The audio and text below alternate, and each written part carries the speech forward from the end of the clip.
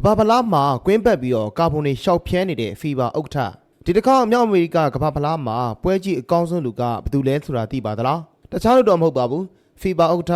ဂျန်ရနီအင်ဖန်တီနိုပါပဲပြိုင်ပွဲဆက်လို့နံပါတ်ကျော်အတွင်းမှာတင်သူကပွဲပေါင်း24ပွဲထိကွင်းနဲ့ရောက်လိုက်ကြည့်ထားတာပါအမေရိကန်ကနေဒါမက္ကဆီကို၃နိုင်ငံစလုံးမှာဖြန့်ပြီးကျင်းပနေတာဆိုတော့ဒီလောက်ပွဲတွေအများကြီးကိုသူဘယ်လိုအမိကြည့်ပါသလဲအဖြေကတော့တီးတန့်ဂျက်လီရင်ကြီးနဲ့ပြန်တန်းပြီးတော့ကြည့်နေကြတာပါBBC ရဲ့စုံစမ်းချက်အရ Infantino ဟာဒီနှစ်ပတ်အတွင်းမှာ